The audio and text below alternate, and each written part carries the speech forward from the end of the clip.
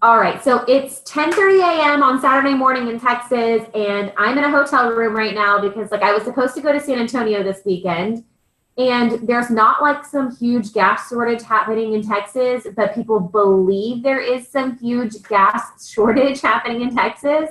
So everybody freaked out. They like filled up the tank in their car, they filled up the tank on their truck, they filled up the tank on their motorcycle, they filled up all of their extra gas cans, and now there is an actual gas shortage because people freaked out. So we decided that it was probably not in our best interest to load all of my sister and I to load all of our kids in our car and drive 5 hours away. But I still wanted to do training, and so she offered to take my daughter for me for the weekend, and I'm here, and we're going to do training this way instead, and then more people can join. And I got to sleep in a bed by myself last night. That was amazing. And I'm going to work today, and then I'm going to maybe I'm in like a little area called South Lake Town Square that has a bunch of shopping and stuff, and I may do some shopping later and hang out after I get some work done. Hey, hello. I'm so glad y'all are here. Welcome, welcome, welcome. So the first thing that I'm going to do is show y'all that I have the cutest giveaways. So as we're doing this, be sure to use the chat function, ask questions, talk with me, because I'm going to use the chat to do the drawings after we do our training. So like this is a lip umbrella. It is so cute. I think the actual lips change colors when it gets wet. Like, how fun is that? And then I have, this is like a little lip scarf because fall is coming and scarves are adorable. And I have, this may be one of my favorite things. This is an Elaine Turner bracelet. It is blue, and it has like a little crown charm on it, and it has a little tassel. So I'm gonna give that away. I seriously have the biggest stash of stuff that I love for doing giveaways and parties. This is my absolute favorite brush set. This is a BS Mall brush set from Amazon.com, literally $10, but it has so many brushes in it. It's the brush set that I use. I love it. Love it. Oh, okay. So these are cute, but not as functional. Okay, so I got the unicorn brushes off of Amazon that I thought were super cute. I mean, and they are, but they're not as big or fluffy as my everyday brushes. So they're more of like a novelty for me. I haven't really used them on my face actually, but they're cute and they make good giveaways, and they're cute for like parties and things like that. And then I also have unicorn eyeshadow brushes, a ton of the little like eyeshadow brushes. That's awesome. And then I have a few more things. I'm saving my most favorite thing for last. This guy, if you have not seen this in back office, this is like a travel case. So you can put all of your stuff in here and then pop it into your suitcase. And then when you get to your hotel, it has a hook and you just like hang it on your wall. So I'm going to give that guy away because I have a couple of those. And oh yeah, the BS Mall brushes, like everybody posts about Morphe and Real Techniques and all these different things. I'm like, y'all, they're $10. And I'm a horrible person and I hate washing my brushes. So when they start to get nasty, I just throw them away and buy more. That is not good. Do not, this is like one of those do as I say, not as I do type of things. Oh my gosh, Molly, you're on Amazon right now. Oh no, Jody, don't let it freeze. Okay, so I have two more giveaways real quick that I'll show you before we get started. So this is also off of Amazon. It has a carrying handle up here, but it also has a strap, and you open it up, it's a marker case. And LipSense fits perfectly in marker cases. I think you can fit like, I don't know, like 80 in here or something like that. But it has these little guys here. So your LipSense fits perfectly, and you have these little like folders of them. And it's really compact, so you can carry quite a bit of stock with you and quite a bit of, you know, testers and samples and whatever you want in there. And those are really nice. I think they're like $28 on Amazon maybe. And then, oh my gosh, my computer's like, let's do an update. I'm like, no, if you do an update right now, I will flip. Okay, here's my last favorite thing. It's a little purse. and it's like the cutest lip purse ever. It is adorable. It's not a huge purse. It's just a small little fun purse, but like this little baby wants to come to Leaders Conference and seminar with you. Like there's no denying that this is a cute, adorable little lip purse. And I don't really think it was terribly expensive either. I usually don't spend more than $30 or so on giveaways. But I was really impressed with it, and I thought it was really good quality. It's packaged really well, has a little dust cover, so that's all the stuff. So Kendra, I know, the purse. I find most of this stuff on like Amazon, or there's a website called DHgate that has great stuff, AliExpress, Wish, all that stuff, dirt cheap and makes great giveaways and parties. So let's do makeup while we start training. I should probably tell y'all about the Princess Leia buns because there's a trick to this. So I did wand curls yesterday, and so I used a wand curler the other day for the first time. I burnt the hell out of myself. I was wearing the glove. I did everything I was supposed to do, and I burnt myself like on my arm randomly with the wand curlers. But so I like the wand curls, and I did them yesterday. So when I came in last night, I didn't want to have to redo my hair. So I made little like Princess Leia buns and put bobby pins in them. Like, you know, just like pin curls basically to hold them up. And when you take them out, I mean, they're going to be springy here for a second, but I can pull my fingers through them, and I didn't have to totally redo my hair today, and it wasn't completely flat either. They may be actually too curly here for a second. So I wanted to show you that little trick so you don't have to completely redo your hair. So when you do wand curls and things like that, at the end of the day, you can just pin them up and then shake them out in the morning, and then they'll stay pretty, at least on my hair, they'll stay pretty curly. So they've still got some pretty good volume to them. And then I can actually, you know, like do something with them instead of having them be completely flat. And usually if I've curled my hair, I don't brush it. I usually just run my fingers through it. So that was why I had crazy Princess Leia buns. Do I use any products on my hair before that? So I actually use a root booster on my hair before I do my wand curls. It's something that you put on your hair, but when it's damp and you blow dry it. But most of the time I let my hair air dry, and then I don't, and then I just style it or use like my flat iron or whatever on it. So, I mean, it actually left quite a bit of curl in my hair. And I mean, it's not perfect or anything. So I would probably, you know, if I was going somewhere nice, probably take the wand and just correct, you know, wherever I had like a few little places. But it's pretty curly right now, and it'll fall out some. Two other products I love are the dry shampoo, although I kind of don't think I need it today, so I'm not going to fool with it.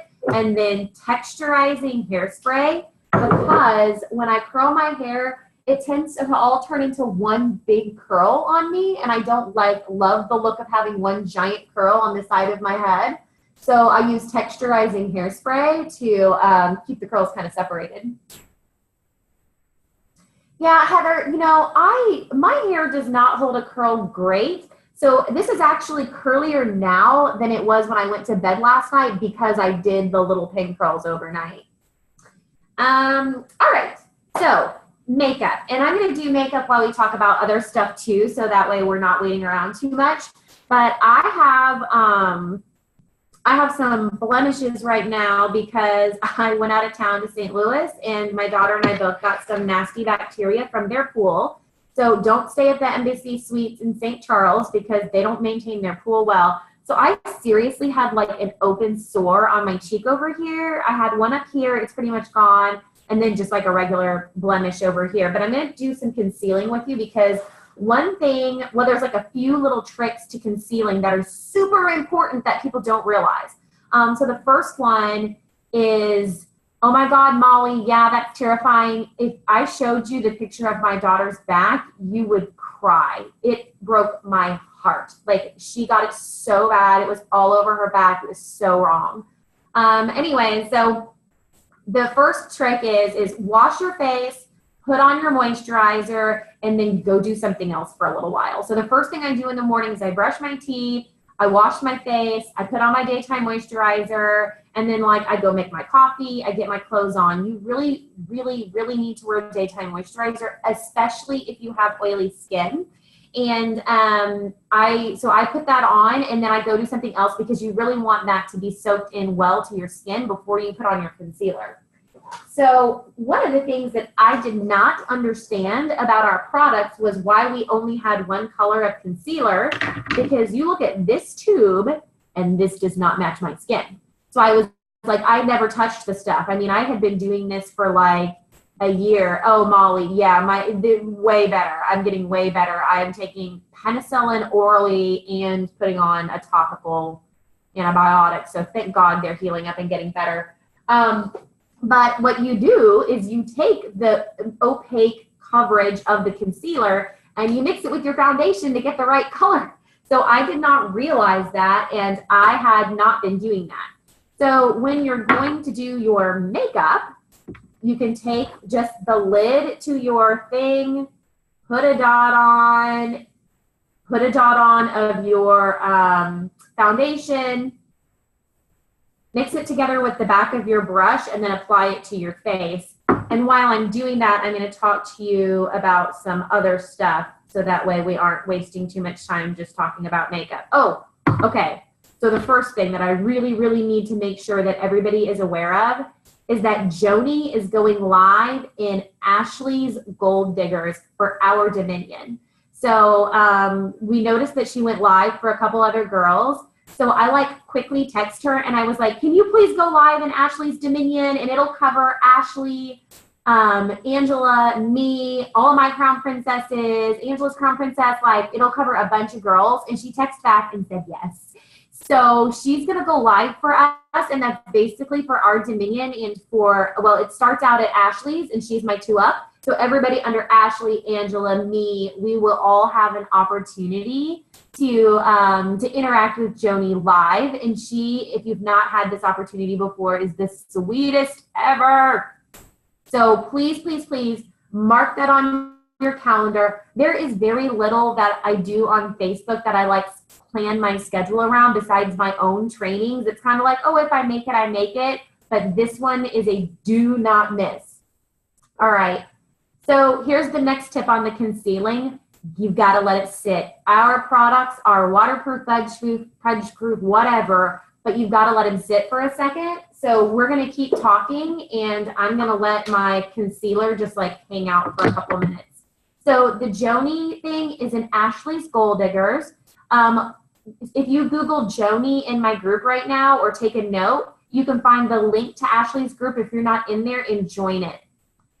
Why do you use the bottom of your brush to apply? Actually, it's just because I'm using the bottom of my brush to mix it together. Because if I use the top of my brush to mix it together, it tends to not get as well combined.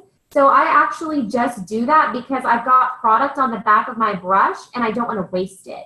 So I just, since I've mixed it this way, I just dot it on that way, and then I flip around to the other side and use it. So, yep, that's why I do it that way. So I'm going to let this sit a second. The next thing is our September ordering promo, and it does not matter when you signed up. For the entire month of September, if you place a 300 PV order, you are going to get half off. Normally, that would only be 40% off, and you would have to order 750 PV, aka $1,500, to get 50% off. So this is the month to definitely get you a 300 PV order in.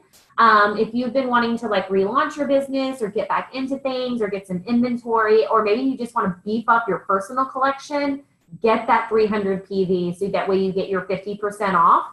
And if you sponsor people into the business, they get that same discount for 30 days from when they started.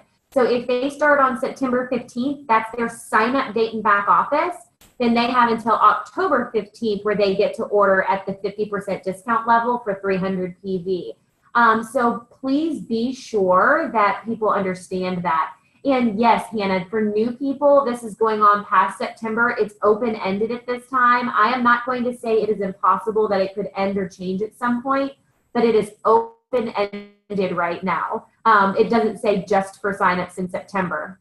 So I'm not saying anything untruthful to my customers when I'm saying we have a September ordering incentive. That's true, but I don't want to bill it like, oh, you can sign up whenever and get this, because I don't know that for sure. So I'm trying to, you know, give some urgency there. Okay, yep. So I'm doing the coffee. All right.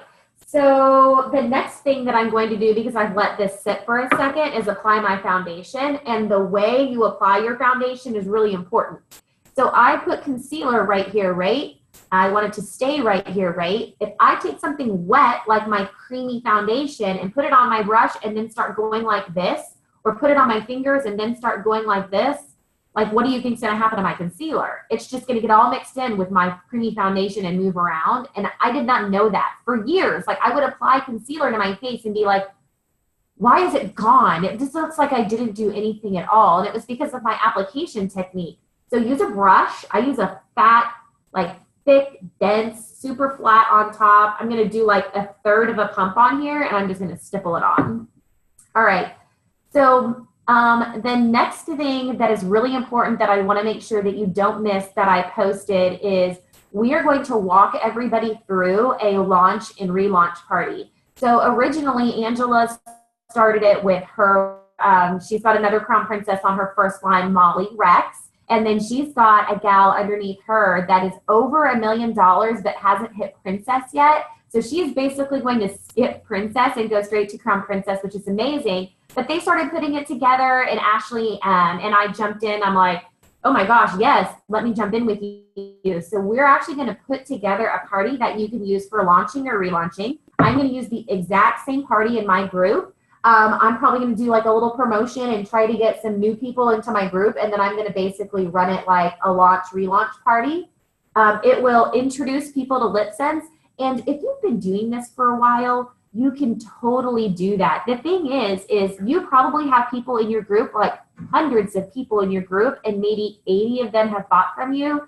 You still have another 320 that could probably benefit from getting back to basics. So don't be afraid to get back to basics, even if you've been running your group for a long time. So like, I'm going to run this launch party in my group, and my group's been established for well over a year, just to kind of get back to basics. So if you Google or you search launch/relaunch in my group, you can find the group to join to do that with us.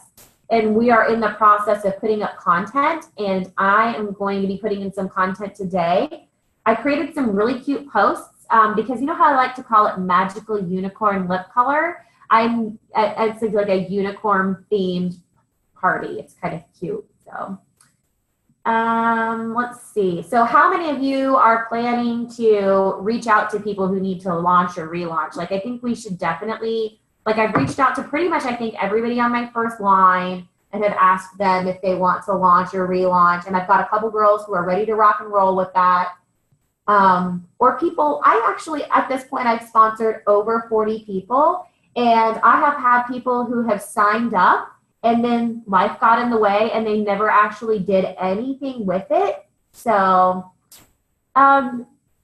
girlfriend, you can honestly pretty much relaunch at any point in time. Like, there's no rules.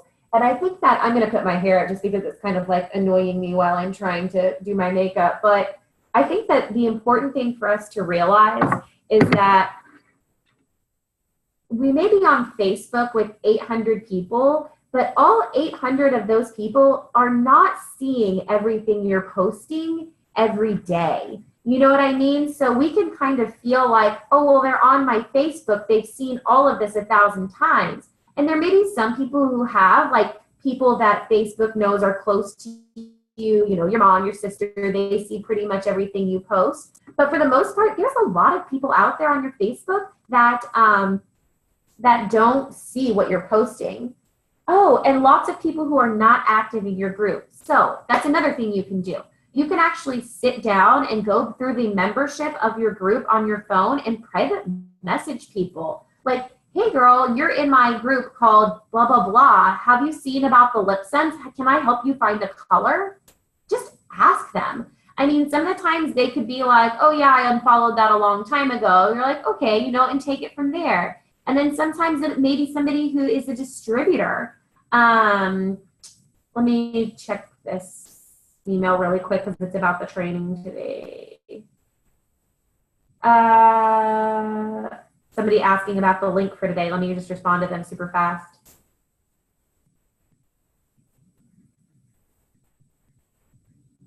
All right.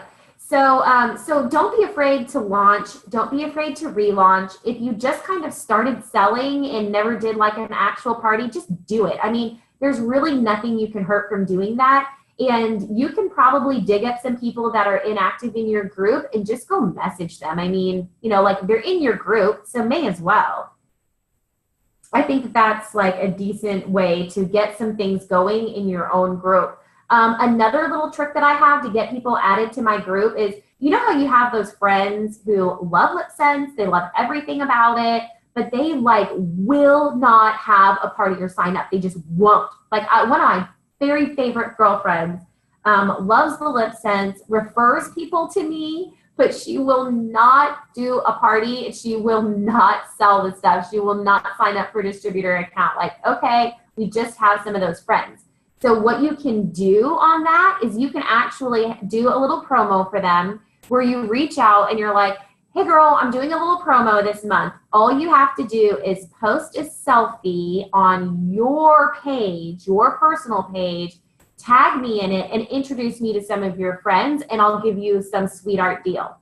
And that way, and I make it about like, hey girl, look, I'm trying to build my business. It is so important for me to meet new people. I know you love the LipSense. You know you love the LipSense. You don't want to host a party. I totally understand that. But could I get you to post a little testimonial on your page just this once, tag me in it, and introduce me to your friends so I can potentially have the opportunity to connect with them as well. And a lot of people will do that. Like, so I've actually added, so this is not one of those things where it's like, add 10 friends and then tag them and you get hundreds of people into your group, because it's hundreds of people of dead weight. And I don't want dead weight in my group. So I would rather add, 10, 15, 20 people by partnering with multiple of my girlfriends of people who are actually interested in LipSense than add hundreds of people who are in 10 different distributor groups and just got tagged because somebody else wanted to win a free gloss. So I kind of feel like that's important to me. What do you give them for doing this? A small discount? Honestly, it's a heavy discount. It's probably going to be like 15% free shipping. And like before I would do like a pearlizer sample, but it would be like, place a $50 order and I'll do 50. Like it was a sweetheart deal because I'm getting them to perform for me. And I'm giving them my absolute best deal possible because I really want to incentivize them to do it. If I'm like, oh, I'll give you $1 off, most of them aren't going to do it. So I give them my heaviest discount, a free shipping, and maybe even a free sample of something from back office, like the $1 body loofahs or the $2.50 eyelash curlers. Like it's going to be a sweetheart of a deal. Well, what was I going to tell you about that? Oh, but I've added bunches of people to my group that way. I mean, bunches by my standards, dozens of people who are actually interested in LipSense. I have signed people onto my first line just by doing that trick.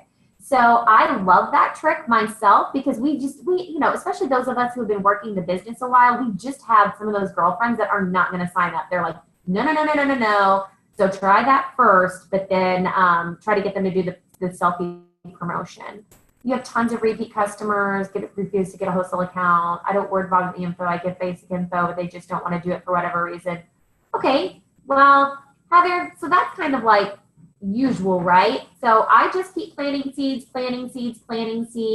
and I have sold to hundreds of people. I have only signed up 40 of them. So I have that whole population of 200 or more probably people that I've sold to at some point in time that haven't sold up for a wholesale account. So that's just going to happen. It's all about timing. Keep planting the seeds and keep and keep, you know, being excited and sharing your passion, sharing your successes, big and small. And then you can, and then at some point, a lot of those people will come back to you. So I've had several people sign up with me lately, like my sister and I have, you know, we're best friends. She's been watching me do this thing over a year and finally just signed up. It's just all about their personal timing. What do you give them the deal for? Hey, Gretchen, yeah, you can start back over and watch this later and catch the beginning, but just on a real high level, if you're looking to drum up some activity and add people to your group, you can reach out to your current customers that you've already asked to do a party, you've already asked to sign up, they're not interested in doing that, and give them a really good sweetheart deal for posting a testimonial on their personal page and tagging you in it. And then you wait for people to like comment, and then you comment back to them, give them a link to your group, give them a link to shop if you have a Senna site, etc. Let's see. Hey, I noticed you left my group. Hate to see you go. Hey, you know, you could do that. I actually message people who are just in the group but inactive, and half the time they're distributors, and they're like, oh, girl, I'm a distributor. I'm in your downline. I'm like, oh, okay. Hey, cool. Nice to have you. But sometimes you can drum up, especially if you're new and you don't have a lot of distributors in your group. If you have hundreds of women in your group that haven't interacted, you can get in contact with them. All right. So that's kind of like what I wanted to talk about on launching, relaunching, like drumming up a little business in that Facebook group, getting things going again, and getting and making sure that you're posting stuff that's engaging content that people want to talk about, like, you know, the wand curlers, and, you know, the gizmos you see on Facebook. All that stuff is a business write-off. So like when you see me go out and buy the little makeup brush curler or the makeup brush washer thing and then do a review on my business page, that's a business expense. I'm writing that off against my taxes. I'm writing this hotel room off against my taxes because I was supposed to travel this weekend, and I'm using this so I can basically get away from my kid for a couple of days. There's a lot of things that you can expense, have fun with, you get to use them and enjoy them, and then you don't have to pay taxes on them. All right. I have something really exciting to share with you guys, and I'm really excited about it for next month. I actually have a big planning meeting on Wednesday with my girlfriends. But I'm getting together with my closest girlfriends, and we are going to do a huge sponsoring blitz for you guys. So we're going to create a separate group. We are going to do deep dive sponsoring training with you guys. We're going to tell you exactly how we sponsor people. And my way is not the same way every time. Like, everything looks a little different. So I'm going to go through with you all of the different techniques and things that I have, and they are going to go through theirs, because a lot of you have heard me speak a lot, but I'm partnering with Melissa Alds, Kristen Tidwell, Tawny Condra, Meredith Burke, Angela Davis, myself, Mary Siri, and maybe like, I think maybe Jenny Buchanan might jump in as well. But we have like the best group of the most awesome girls. And not only are we getting together to put together a sponsoring training, is conceptually right now, we are going to break you all up into small groups and start use like band or some other kind of communication technique where you will have a leader that you get assigned to, and we're going to have small groups with the leaders where you will actually be able to chat with your small group with your leader. So we'll basically have a hub that's the group that will post all the training in, and then we'll have little spokes of small groups with the leaders. And that way, and I mean, I love y'all. I want to be with y'all, but I kind of want y'all to hear from other leaders because you hear from me so much. So we're probably going to scramble everybody, and like, I'll have Tawny's girls, Tawny will have my girls. Like, we're going to scramble y'all so that way you get to hear from someone new.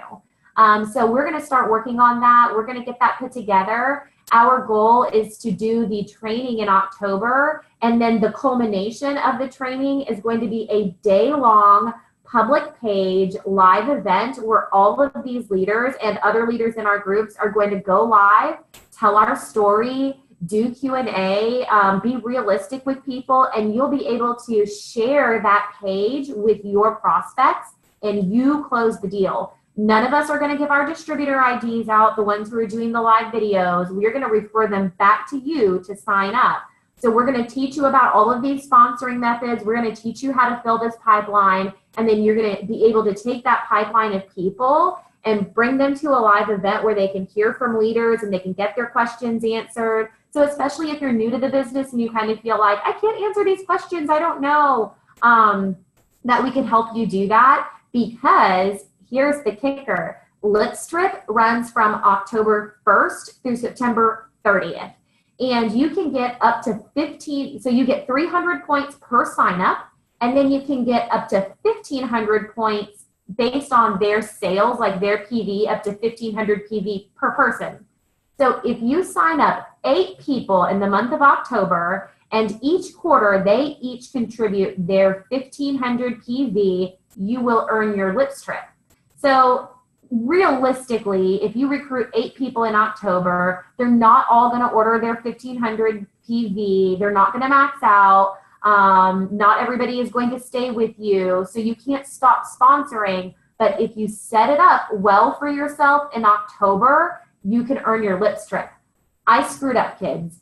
Last year, things got like a little crazy when the inventory started changing and my team was getting big. So I started focusing on training more than filling my first line. And I looked up one day a couple months ago and realized that I'm probably not going to hit Lipstrip because I screwed myself. Like, I wasn't paying attention. I had my focus off of my first line. I had my focus off of sponsoring and on trading out products, helping downlines launch. I was using all of my inventory to help people get started, and I did not do my job on sponsoring, and I am a Sapphire Crown Princess, and I am probably not earning the Costa Rica trip this year. But there are tons of people in my downlines who are earning their Costa Rica trip this year who have already earned it. So I'm busting my hump. I'm going to try to get there. It's not impossible at this point. It's just not likely. So I just wanted to be honest with you guys about that, because the way to make this game work for you is to be recruiting your butt off in October. And then that way, those people have an opportunity to contribute the most amount of points towards your trip, okay? So I really wanted to be clear about that. So that's the timing of the sponsoring blitz, because we want to help you earn your Lipstrip. I want to see y'all on a beach next year, because I'm not going to make that mistake again. All right, let me go back to my notes. Oh, so if you're wondering about some of these tricks and things like that, they are very achievable, but you need to look in your back office and check out, the rules and how you earn them. You can check your progress. So you can go to your back office and it says View Dashboard. It's like the top left tile when you first sign in. So click View Dashboard, and then it'll say like Lips, Cenistar, etc. Be careful. The Cenistar and Lipstrip qualifications have I think changed around some. So the marketing flyers in back office are accurate, but I'm not sure the dashboards are accurate at the moment. What are the qualifying dates again? Okay, so for Lipstrip, which is the League of Independent Personal Sponsors, that starts October 1st and runs through September 30th of next year. So this qualification period ends at the end of this month. And on October 1st, nobody that signed up prior to that is going to count towards your Lipstrip next year. So I'm not saying to turn down somebody who wants to sign up right now, and definitely keep using your tools. But if you start to get towards the last week or two of September and you've got some people who are excited and maybe you want to schedule their launch party for October and then sign them up on October 1st. You know what I mean? Like, if you're not going to hit Lipstrip this year, like, that's not a possibility. And you get towards the end of this month, like, don't burn a distributor trying to push them off or anything. But if you can tell that you have the opportunity to move them into October and get them to sign in October, that would benefit you more for your Lipstrip. Okay. Cenistar runs the seminar year. The seminar year is April 1st to March 31st. 30 days, has September, April, June, and November. Yeah, March has 31 days. So April 1st to March 31st is Cenistar, and that one is going to be based largely off of your personal sales and then group sales volume, and you can see all of the qualifications for that in back office. Let me just warn you about something. When I started, I looked at the trips, and I looked at the car and I looked at all those numbers and all the thousands and all the zeros. And I was like, I'm never going to earn any of that. I'm just here to sell a little lipstick. I want to be sure that you are aware that you can earn these trips. If I can do it, you can do it. I started in April of last year and I earned my CineStar trip and I earned my car, and these are achievable. Don't let all those zeros defeat you mentally before you ever get started, okay? Please. Hannah, so only new people count towards lip trips, so those that are signed up in the qualification period. Yes. Anybody who pays their $55 on October 1st or after count towards your lips trip next year. If they sign up today, they don't count towards your lips trip next year, okay?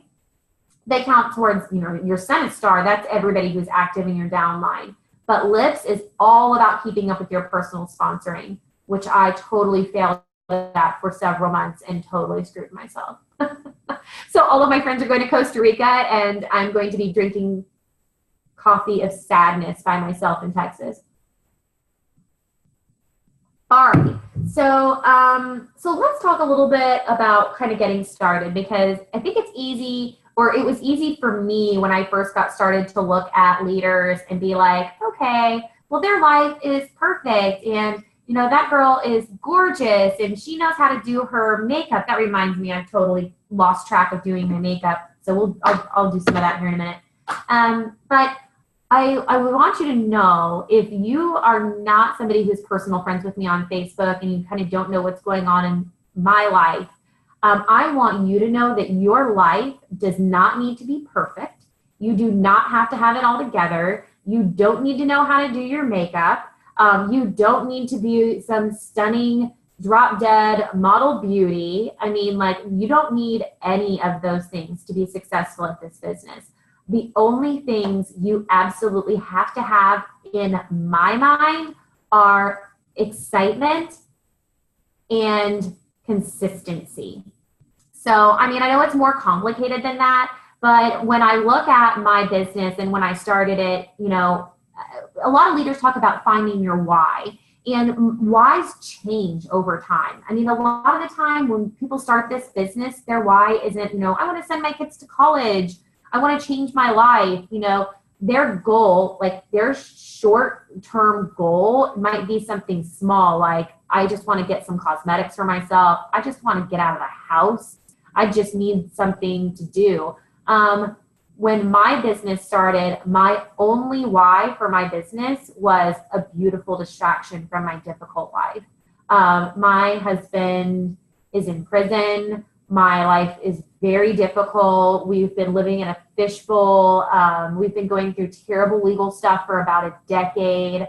My life is hard. When I started this, I seriously was working full-time, single mom. I had a party because I didn't want to pay for 5 lip colors. I enjoyed it so much. I actually do enjoy doing videos. I know they're out of so many people's comfort zones. I really like videos. And I'll give you some tips on how to get out of the box on the video situation here in a few minutes. That's on my list. But when you are starting to do this, the most important thing is to just enjoy it and be excited about it, and not kill yourself over goals. And I need to sell this many hundreds of dollars. Just have fun with it, because that was the most attractive thing for people who ended up signing up with me. It wasn't that I was posting the exact right things and following some kind of formula and doing all of this stuff. It was that I was consistently sharing something I totally love, that I'm really excited about, that I really enjoy, and I was sharing my excitement with them. So I would get a picture and be like, I'm so excited. I got my order in today. I got to buy myself these 4 eyeshadows with my customer profits. And that is so much fun, because you get to then, okay, sorry. I'm getting a message. Okay. So like seriously, if all I got out of that order was 4 eyeshadows for myself, I would be like, yay, let's play with the 4 eyeshadows that I got today. I used my customer money. I didn't even have to pay for these really. So even those small successes is a huge deal. So sharing those small successes with people along the way is awesome. Letting people know, you're like, oh my gosh, I'm so excited. I'm about to place an order at 50% off. Girl, you should sign up and do this too so you can get your 50% discount. Just like planting those little seeds and doing it in an exciting way. I didn't really have any kind of strategy outside of I just needed to have fun. So that was what was attractive to people. I actually had a few people sign up with me before I really started being strategic about recruiting. And when I went back and talked to those folks, it was like, the product is really cool and you looked like you were having fun doing it. It wasn't that I was saying, oh, you're going to make $25,000 a month. You're going to change your life. You're going to get to go talk to girls and travel all over the country. You're going to get to take your kid on vacation whenever you want to. Most people don't really believe that. And that's not the experience of every distributor by a long shot, right? That's not how that works out for everybody. But the thing that you can give people the opportunity to do is have some fun, make a little money, meet some short-term goals, and maybe meet long-term goals. But my whole thing is authenticity. And I think it's really important to give people the opportunity to do something that you know for sure they can do. Not everybody is going to be an empress. You know what I mean? That's not how the world works. You know what I mean? So when I talk to people about it, I'm like, girl, I have so much fun with this. I make a little extra money, and I sponsored more people. I sponsored way more people at the beginning of my business before I was making any of this money, before I had my Blue Lexus, before I did any of that, because they felt like what I had was totally achievable, because it was. They just wanted small goals. They just wanted some free eyeshadow. They just wanted to, sign up and have some fun, meet some girlfriends, have some girl time, go to training, drink some wine with their people. You know what I mean? So like, give people, when you're sponsoring, the opportunity to do something that you know they can do because it's just fun. Like, let them know it's $55. It's a lot of fun. You can sell some makeup. You can get some stuff for free. You don't have to overcomplicate it, and you don't have to try to sell them on the idea of the long term. They'll get the picture of the long term once you add them to our training groups, and once they see the videos of the girls who are, doing those things, and see you doing those things and seeing you make your achievements. So don't worry about selling them on the long game unless, that's what they're asking you about. I totally really talk to people about the short game. Sign up, we'll do a party, it'll be fun. No harm, no foul. Let's just have a good time. Sorry, talking makes me thirsty. Okay, so as I kind of progressed, I sponsored the most people in the beginning of the business when I knew absolutely nothing. I wasn't really launching people. Let me think about my crown princesses. So my first crown princess is Jessica Barnes. These people are not my best friends or family members. So they are now, they're some of my best friends now, but they weren't when they signed up with me. And one thing that I hear from a lot of girls is, I can't even get my sister to sign up. I can't even get my mom to sign up. I can't even get my cousin to sign up. This is not going to work for me. My crown princesses and ranked girls, none of those girls are my sister, my mom, my best friend. Like, you can totally recruit your sister, your mom, your best friend. But if that is not who is signing up with you, that is totally okay. You want to know how I know Jessica? I dated her husband in high school. Justin, her husband, was my boyfriend in high school. 20 years ago, right? But we stayed friends on Facebook, and we kept up with each other. And I met her through social occasions a couple of times. She thought the product really looked neat, so she tried it out and loved it, and signed up with me and changed her life. She's got to leave her job. She's a crown princess. My next crown princess that hit is Stephanie Bowlerjack. We're absolutely friends as well. Stephanie Bowlerjack is my sister's ex-husband's new wife.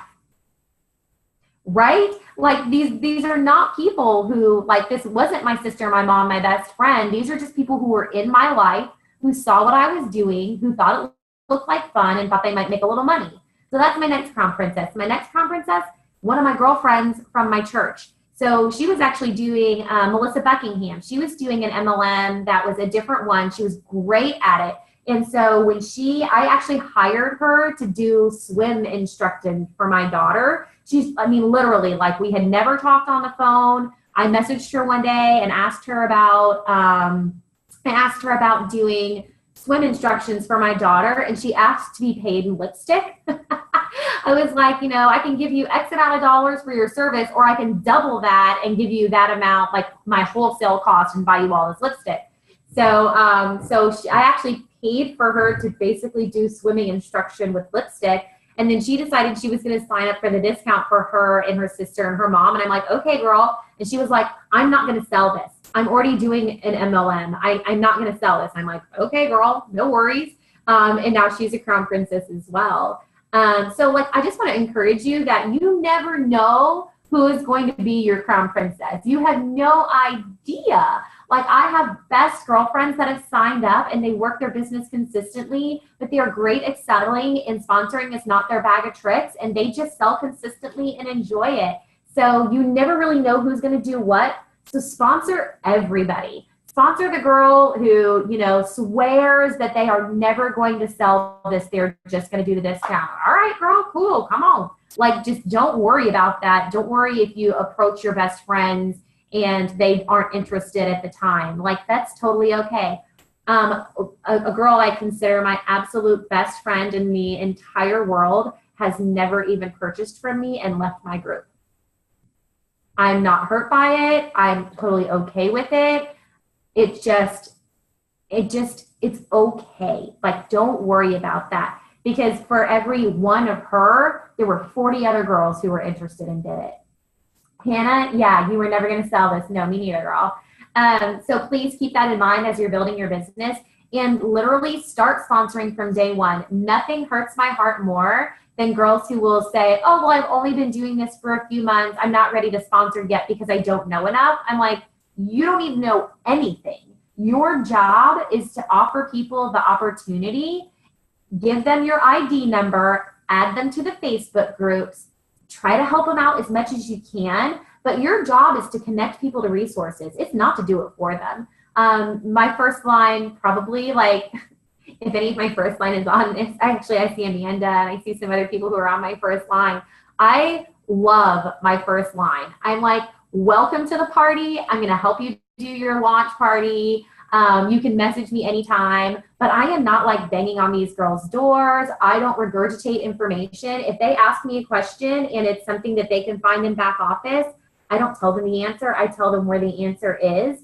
I think that's really important because that's duplicatable. You are not expected to regurgitate back office to your downlines. Nope. You are not expected to know everything that I know. It took me more than a year to learn everything that I know. I started sponsoring day one. I think my first sign up was like, well, okay, so I signed up and then I didn't do anything with it. I didn't even tell anybody. I signed up for like 2 weeks, and then like 3 days after I told people I was selling it, I think my first sign up was that day. So don't worry about not knowing everything. You don't need to know everything. Your job is not to know everything. Your job is to offer people the opportunity, give them your ID number, and connect them to resources. Because the thing is I am the same. I am Kristen. I am the same. I pretty much do the same thing every time I onboard somebody. There are 40 people on my first line. I have 3 crown princesses. I have a princess. I have a royal. I have a lady. But then there are other folks who are, haven't changed their business that way. They're consistent sellers. There are people who are personal discounts. There are people who are have gone completely inactive, totally quit. And that is because all those people are different. I'm the same. I give everybody the same information. I give everybody access to the same resources. But what they do with it, that's what the difference is. And the difference is not necessarily that, oh, this girl works harder than this girl, or this girl's more talented than this girl. It just be that this girl's life is in a different place than this girl's life. This girl has different goals than this girl. This girl has different personal talents and drive than this girl over here. Like, all of that stuff is the variable. So I'm the same. All of the people that I sponsor are the variable. give them the tools, connect them to the tools, empower them to go run their business, and then get out of the way, to be honest with you. Amanda, thank you. I appreciate that you believe that I am a phenomenal upline. And it's really easy to look at folks that like, Amanda, you work your business really hard. I know you want to sponsor. I know you plant sponsoring seeds, but I also know you have a busy day job. So I will look at girls on my first line and I'm like, I want you to be, you know, a royal. I want you to be a crown princess. Like I want these things for people. And I took it very, very personally in the beginning when I wasn't seeing people on the trajectory that they wanted to be on. And I was like, man, I'm not doing enough. I'm not giving them enough. I'm not giving them enough. And then I finally figured out like, wait a minute, but I do have people who are on that trajectory. So I'm not saying that there are people who are smarter or working harder or anything like that. I'm just saying that everybody is different. Everybody's path is different, and you are not responsible for their path. You are responsible for connecting them to resources, answering their questions, and getting out of their way. So please, please, please, especially if you're watching this and you're new, offer everybody the opportunity. You don't need to tell them everything. Tell them it's $55, sign up, it's yearly, have some fun with me. Like keep it so simple. You don't need to tell them everything. Notes. So that's kind of like my sponsoring spiel. Let's see. All right. Let me go back to my notes. I have 7,000 notifications and it always gets me totally off and crazy. All right, so natural excitement in sharing, that is what got my business off to a big start. Even before I was doing it intentionally, I was doing it just because I was so fun. Like I was just having fun, like, yay, this is a good time. So have a good time with it. And anytime you're doing something that's not fun for you, like especially in your group, if you're just like forcing yourself to make posts in your group, people can feel that. So try to dig down to what made you sign up in the first place and then share that passion with other people. That's really how I got started. But then once I started getting commission checks, I was like, hold on. My first month I got a commission check. So like I signed up one month and the next month I got a $63 commission check. And I was like, hey, cool. I don't mind having $63 extra this month, whatever. So I had some people sign up, and my very first downline, Mandy, actually Mandy is the one that sold me that MLMs actually work. I was like, I'm not going to make any money doing this. People don't actually make money doing MLMs. But Mandy was like, she was looking for a direct sales opportunity, and she was on the wait list to do LuLaRoe at the time. So she decided she was going to do this. She was going to go all in, and this girl bought like $3,000 worth of stuff. She was like all in. This was back in the day where we had these fast starts. She hit all of her fast starts. She bought all of this inventory. She's like, I'm going to go sell this inventory. And she went and sold that inventory. The same month, I had a couple other girls sign up. So that next month, I had like a $63 check. And then I had like a $500 check. And I was like, oh, y'all, my daycare just got paid. Like, there's something going on here. So it was like probably 2 or 3 months in before I started realizing there was some actual money to be made. And I was like, this feels like free money. I probably should sponsor some more people. So then I was like, okay, well, I have people who have already signed up. I wonder why they signed up. And they signed up because it looked like fun and it looked like I was making a little bit of money. And I was only making a little bit of money at the time. I self-funded my business. So like I set up a separate checking account. I put in my $55 or my $50 at the time, my $50 for my sign-up fee. I paid my sign-up fee. Out of my first order, I paid myself back. And I have never, ever taken money from my personal account and put it into my business. I just kept reinvesting my profits and using my commissions money and things like that to reinvest in my business and keep that going. So when in that case, it wasn't like I was like taking extravagant vacations and buying myself purses. I was just sharing like, hey, I'm so excited. I got to buy 6 people ordered from me this week, so I got to buy 6 things for my inventory, or I got to buy 6 things for myself. These were not huge accomplishments. I wasn't changing the world or anything. I was buying myself eyeshadow, and people feel like that's attainable and achievable. So share all those little victories with people. Share the things you're excited about. When you buy yourself Renew eyeshadows with your customer profit, I know you feel like, man, I only made $33 on that order and I spent it on eyeshadow. that's okay. Share the eyeshadow. It's fun. And it's 3 eyeshadows you didn't have before. And who doesn't like free stuff? All right. So share all of that. That was really what got me rolling. So once I started to realize that there was actual money to be made here, I went to, so I signed up in April, and I decided I was going to go to Pit Stop in July. The biggest reason I went to Pit Stop was because it was in driving distance. It was like, 3 hours from my house. It's in Oklahoma City, and I needed out of the house. Again, my life is hard, single mom. I needed to get out of the house. Living with my parents at the time, I was just like, I need away from my kid. I need a break. I need to fill my cup a little bit. So I went to Pit Stop really for no other reason than I just needed to get away from my wife for a few days. So I know that there are people out there that can totally relate to that. So take that when you need that. But if you need to get away from your wife for a few days, a LipSense training is a great way to do it, because you can invest in yourself. You can be free of the husband and the kids and the people touching you and all of the stuff. And you can enjoy yourself, make some friendships, and just, relax and listen and get excited about your business.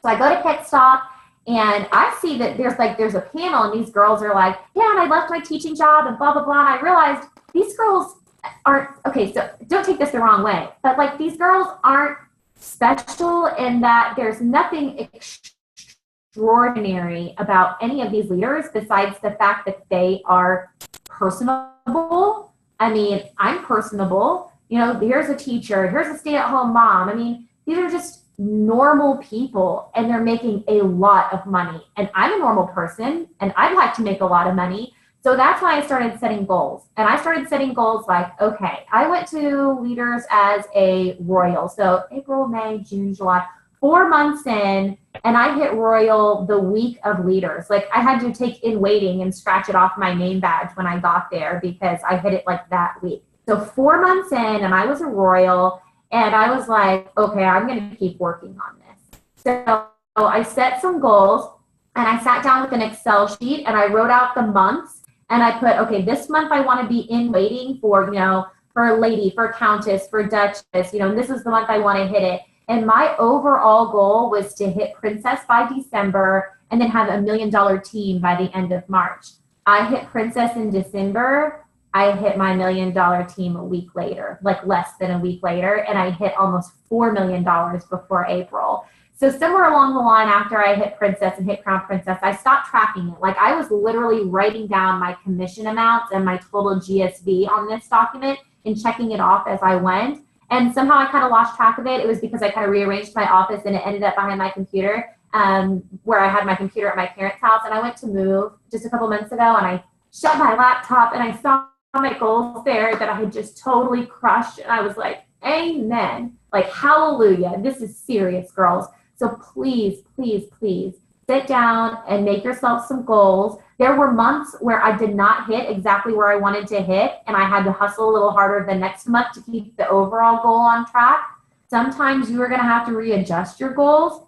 My year this year is totally different than what I thought it was going to be. So every month last year, my numbers went up, up, up, up, up, up, up, up, up, up, up. So we get to the end of last year, inventory craters, crazy business happenings. My numbers go whoop and take a big nosedive, April to May. And then they kind of come up and they kind of trickle down. The summer months are weird. So I was like, yay, my numbers are going to keep going up. And by the end of next year, I'm going to have like a $30 million team, right? That is not what this actually looks like this year. I think I'm at about $3.5 million, not including Jessica Barnes's Dominion, which I still get paid on, but they don't count towards my ranking recognition. So I'm at $3.5 million for this year. And based on my trajectory, I should have been at like $5 million in July. So I was like, oh my gosh, okay, so Queen is not a reasonable expectation. That was back in July. So I readjusted and I thought, okay, I'd like to hit Queen by Leaders. Well, it's September. That may not happen. That's okay. So I just want to let you know that you can set goals and then you can adjust them if you need to. But that's okay. It's okay to adjust your goals and not feel like a failure things just change. Like, we don't know what path everything is going to take for us. This year is turning out totally different than what I thought it was. Would I love to be on track to hit ruler, which was my original goal? Absolutely. Do I think it's impossible? Nope. I do still think it's possible. But what I feel like is it is totally okay for me to readjust my goals based on where I'm at today. Like, set goals based on the information that you have now. And then when you get down the road, when you have more information, readjust your goals if you need to.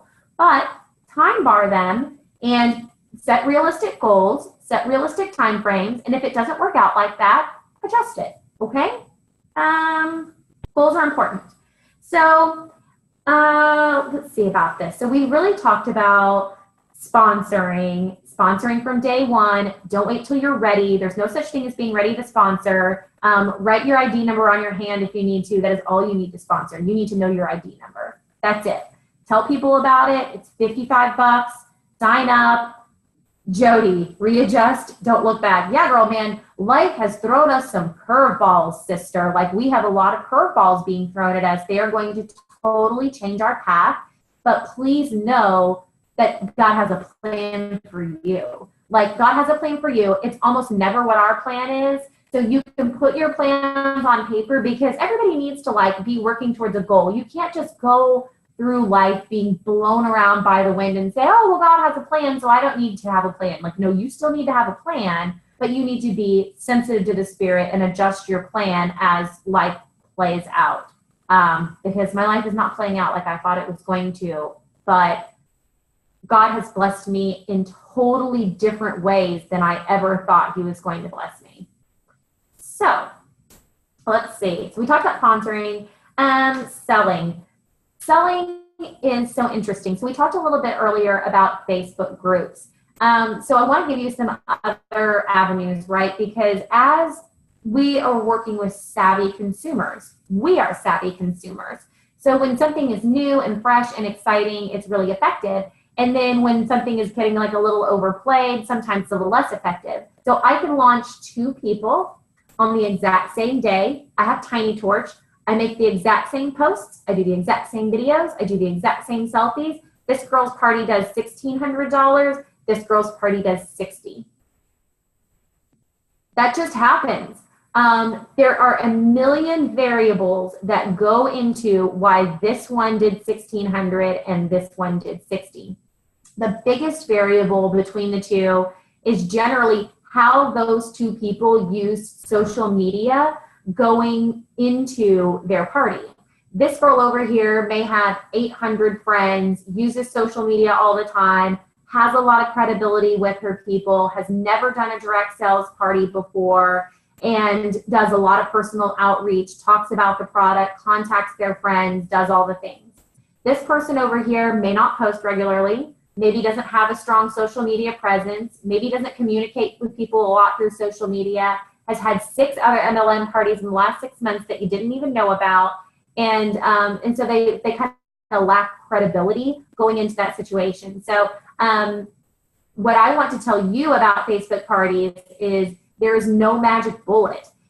Is that you can take my party and not have the same result, because there are so many variables that you cannot control. So the variables you can control are booking them. You need to book your parties, get that done, and posting, making all your posts, doing your selfies, doing your videos, doing the things that you know work, and then when they totally flop, not questioning yourself.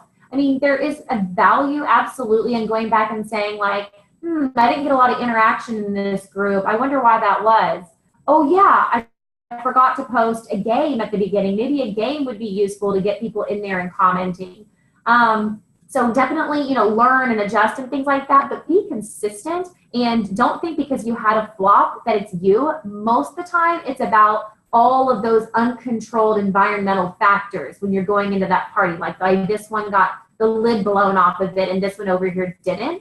And it's a lot of things that you won't know going in. Like when you have somebody agree to do a Facebook party with you, especially if you're booking a party off of a party, you don't really know that person. you don't know that they have 60 people on your, 60 people on their friends list and that's it. And you don't know that they never post anything but political rants and reshare vulgar memes. You know what I mean? Like you don't know going in how they use social media.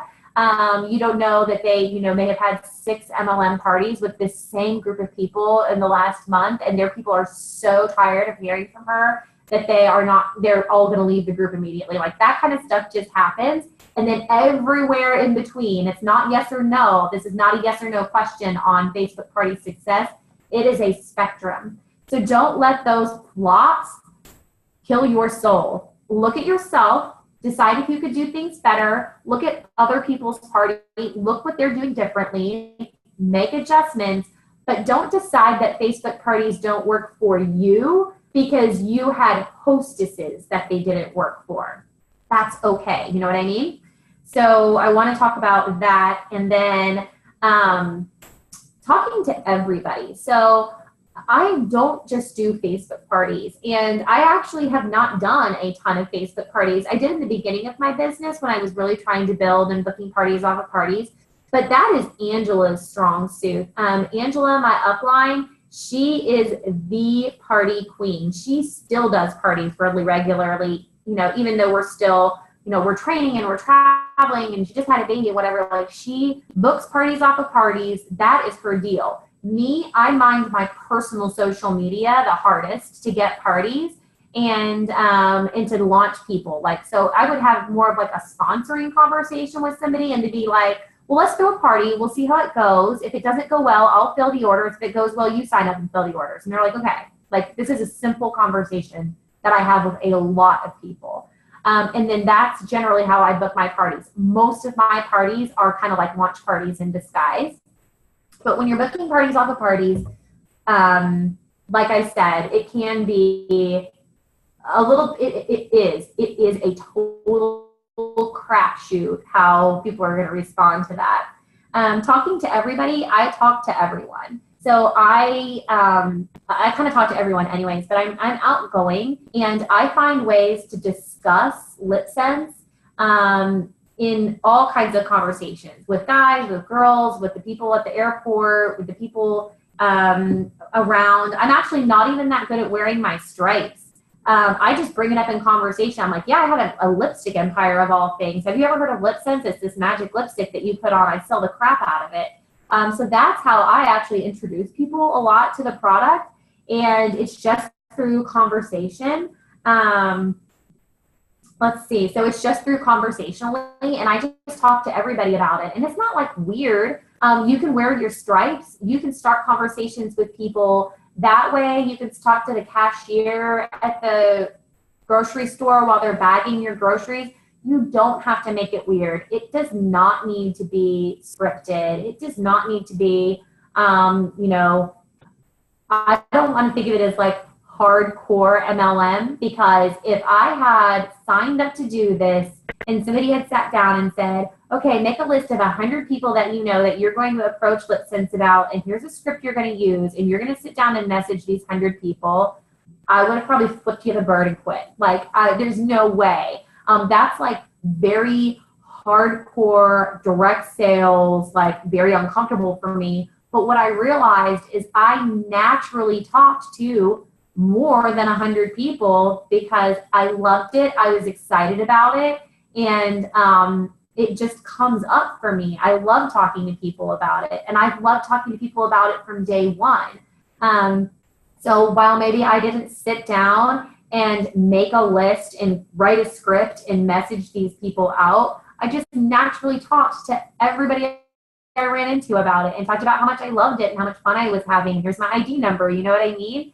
So don't feel like, the whole MLM thing, some of that stuff is so hardcore and you're just like, eek, and even some of Leslie's techniques, I think that they are amazing if that fits your personality style. But if somebody told me that I needed to go to the grocery store and not come home until I passed out 20 beauty books, I'd have flipped you the bird and quit, because I am not a Cutco Knives girl. Like, that is not who I am. But I always have beauty books with me. I hand them out all the time, not because it's my goal to do that, it's because I love it. I'm excited about it. I have my stuff with me. It comes up and I'm like, and people will ask me, like, oh, well, do you have a book or something? Can I look at this? I'm like, oh, yeah. And I grab a book. Like, I don't even think about it. Like, they have to ask me for it. People have to ask me for my card all the time. I'm sitting here talking about LipSense, like at the airport bar and like hanging out waiting for a flight. And I'm goofing around, you know, and we're talking about the lipstick empire. And finally I'll be ready to go and I'm about to leave. And they're like,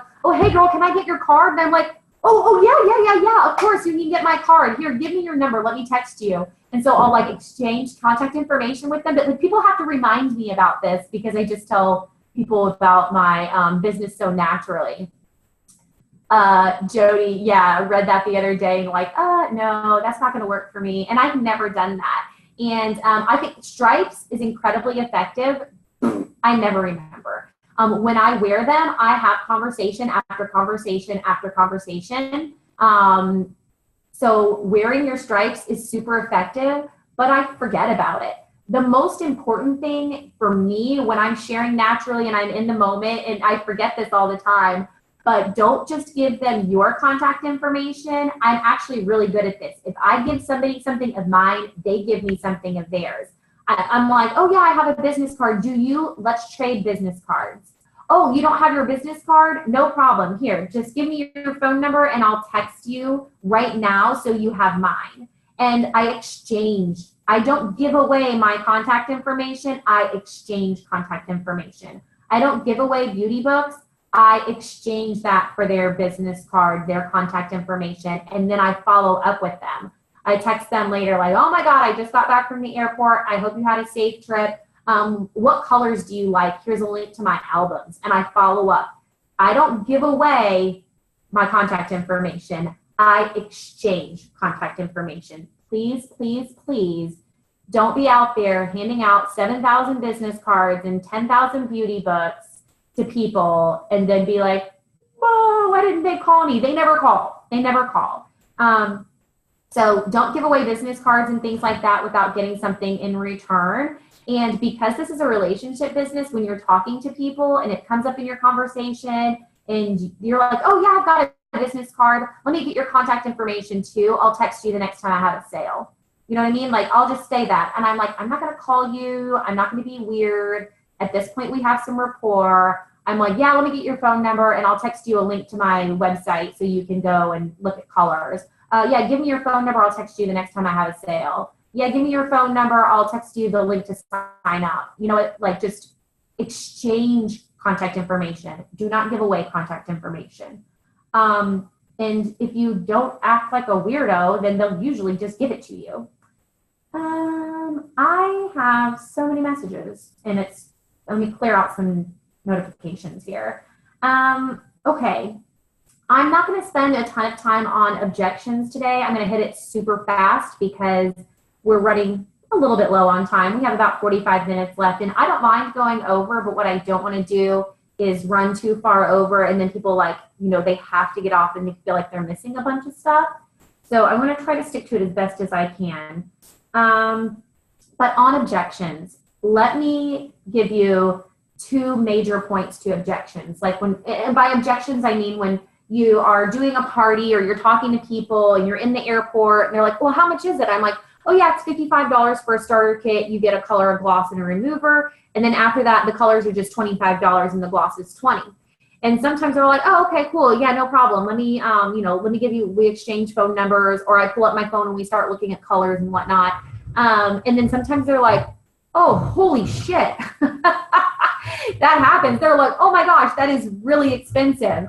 And so I try to keep my responses to objections quick, fast, and easy. My first response to objections like that is, oh girl, not for magical lip color. You've never used anything like this before. It's worth every penny. It'll last you forever. What kind of colors do you like? Like, I just hit it fast. I'm like, oh girl, no. I know it feels like a lot because it would be a lot if it's the garbage from the grocery store. This is not the garbage from the grocery store. What colors do you wear? And then I just move us forward. Like, hit it easy. I do the same thing in Facebook parties. When somebody comments and they're like, wow, that pricing is really high, I comment back and I'm like, not for magical unicorn lip color. Kind of leave it at that. So, you know, we'll make a few posts and, you know, show how LipSense compares to other brands when you price them out per milliliter and, you put a little bit of that information in there. You can tag somebody in a post like that, but what I don't get involved in is the trap of an argument or vomiting information onto people. I don't vomit information. I don't get trapped into an argument. I will not argue with anybody about anything. And I'm sorry, I just lost my train of thought. I don't get into arguments.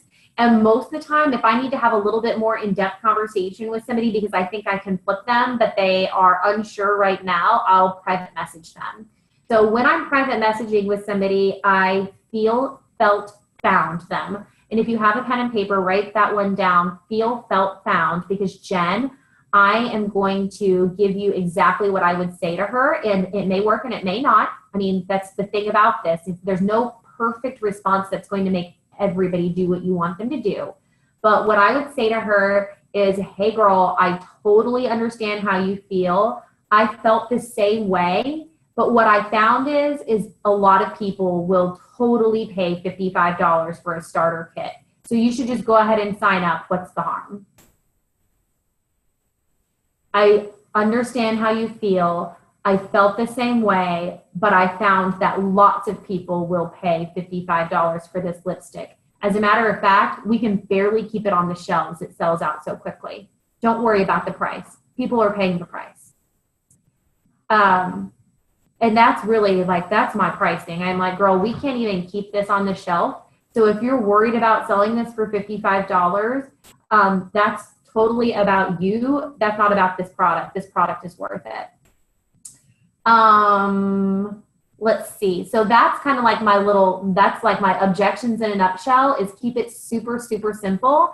And then if you need to have a little bit more in-depth conversation with somebody, then hop on with them and feel, felt, found them. I understand how you feel. I felt the same way. This is what I found. Because every objection that comes up is something we thought about. I mean, when I first heard about $55, I was like, you're out of your mind. I'm not going to pay that much for lipstick. And look, I have a lipstick empire. I sell it all the time. So all of us have that reaction is simply somebody reconciling expectation versus reality. So their expectation, because they've been buying their lipstick at Walgreens, is that lipstick costs $8. So when you tell them lipstick costs $25, there is a moment where they are processing that, because reality and expectation are two totally different things. So then words come out of their faces. They're like, oh my God, that's a lot of money. And that does not mean, oh my God, that's more money than I would ever spend. That doesn't mean your product is overpriced. That doesn't mean that we don't have great value for our dollar. That just means I've never paid that much for that type of product before. And the reality of what you just told me is different than my expectation, and I am processing that. So don't freak out when people tell you, oh my God, the price is really high. It's higher than what they're normally used to paying. So they're just reconciling reality versus the expectation that they had when they asked you that question. Also, same thing on sponsoring. When they tell me, yeah, girl, I love what you're doing, but I don't really have time for that. I'm like, oh yeah, totally understand how you feel. I felt the same way. What I found was, in the beginning, especially when I was getting my business started, it didn't even feel like work because it was so fun. And then by the time it started feeling like work, I was making so much money, I didn't care anymore. That's obviously my personal response, because I'm kind of at a different place than some other folks are. But I feel, felt, found pretty much everything. I totally understand how you feel. I felt the same way. Here's what I found. Because we've all had the same questions and wonders that they did, but we made the decision anyways. We bought the product anyways. We signed up anyways. We hosted the Facebook parties anyways. They're like, girl, I'm just too shy. I don't want to be a sales girl. I don't really like to sell things. Girl, I understand how you feel. I totally felt the same way. What I found is that it doesn't feel like selling, because I'm just telling people about stuff that I love, and it just clicks. You'll have a great time. Let's sign you up, All right. So that's my short, abbreviated objections spiel. So somebody tell me when I'm going to talk for 10 more minutes. And then for the last 30 minutes, I'm going to open it up for Q&A. And then that way I make sure to hit what y'all think is really important. Stephanie Bowler-Jack, I just cannot sing her praises enough. She's a genius. And she does this thing where when she sends out orders, she takes a picture of some colors in her hand, and like she just like grabs some colors, takes a picture of what she has in her inventory, and she shoots a message and she's like, hey girl, I'm about to mail your order out. Do you want me to add a free color to your order? And the person will respond back and be like, what? And how do I get that? And you're like, yeah, just sign up to do a Facebook party. I'll put one of these colors into your order today and send it out to you. And that is magic. Do you understand the power of dangling a carrot over an order that you're about to put in the mail for them versus putting a graphic on Facebook like, oh, you can earn this stuff and get a discount and whatever? That is so tangible. That is so enticing. That is so awesome. Like Stephanie started doing that and she told me about it, and I have shamelessly told everybody in my downlines to do that because it works. It's how I book parties. So I love booking parties that way. So a lot of my parties are launches, but a lot of the times they are absolutely the parties. Heather Johnson, what if their party flops? Okay, I always get that question. So the first question is, what if I send them a color and they don't actually end up hosting the party? Well, first of all, your friend is sketchy and I'm sorry. Or what if their party flops? That lip color, this month, you need to be buying at a 50% discount. Do not let that get past you this month. 300 PV, 50% discount. So that lip color costs you $12.50. So if you invest $12.50 and their party flops, you are out $12.50. And I know that that feels like, eek, I'm just starting. I don't have a lot of money to put into this, but that $12.50 is manageable. But I'm going to give you another big step back. So say you do this and you do this consistently and you get 10 parties out of it and a few of them flop. One person never even has their party. So maybe you sent out $120.50 worth of lip colors for 10 parties. But if you do 10 parties, you are going to make more than $120. So if you look at it from a higher level perspective, like an investment, think of it like people who send out direct mail. So they send out direct mail, they send 10,000 postcards, and maybe they get 5% responses. They had to pay for every one of those postcards. But because the response that they got when it worked is big enough to cover the cost of casting that net. So I'm not saying to sit down and send out free colors to everybody and their mother, but when somebody has already ordered from you, you've established some rapport with them, you have their contact information, you're in communication with them, and you drop that color in there, 9 times out of 10, they're going to go through with their party. For me, I've never had a party that didn't have a single order. So at least if you have a single order, it's, it can be like a wash basically. But overall, if you get 10 parties out of this method and a few of them fail, the other 7 are totally worth it. The only thing about that method is if you flip your hostess, I let them keep the color. If I have not used the free color thing to do a party with a hostess and they're just using the hostess rewards and we're like, okay, girl, let's do a party. If it doesn't go great, I'll fill the orders. If it goes great and you sign up, you fill the orders. If they go ahead and sign up, I don't give them the hostess rewards. I actually break it down. Like I'll write like, here is what you get if you're my hostess. Free color, 30% discount. Here's what you get if you are the distributor. Key $55, sign up, place the order, and you have $240 in profit left over. Like I break it down and it's very clear to them that they don't get the free color if they sign up with me. But if I have used the lipstick in a bag trick with them, I just let them keep it because everybody signs up, you get a $25 Cenabucks credit for anyway, so it's a wash and there's just no reason to be tacky. So I'll answer that as well. Good. Sponsoring from day one, keep it simple, connect with people, offer them the opportunity. I did want to say, sometimes you will sponsor people, they seem so excited, they're like ready to go, and then they fizzle. Maybe they never place an order. I check in on those people. I send them some love. Hey girl, hope everything's going well for you. If you want to launch a business, holler at me. I'm still here for you. I never burn my bridges. I just, hey girl, no worries. Love you. Let me know if you need me. It is not a failure on my part if people don't get started, because I did the same thing for them that I did for everybody. I offered them the same opportunity. I offered them the same resources. Their life that is not their thing right now. It doesn't mean that they're a horrible person. It doesn't mean that they suck. It doesn't mean that they're flaky or flighty or anything else. It just means that that is not what they want to be doing at this moment. And that is totally okay. So bless and release. But when you're looking at like your lips trip. So for me right now, I'm trying to figure out how I'm going to get these points. So I can go through my back office and look at all of the girls who have signed up, who have not maxed out their points this quarter, and I can contact them. And I will, and I have, because I would love to help them get there if that is what they want as well. But it's almost easier for me to go out and find new people who are excited and sponsor new people. So I've sponsored, 3 people recently because I wanted to, hit that. And this is terrible, but like Lisa Tippin Morris says this, but she said it is easier to have a new baby than resurrect the dead. So don't spend a lot of your time following up with people who signed up and then never did anything with it, because it just might not be their time.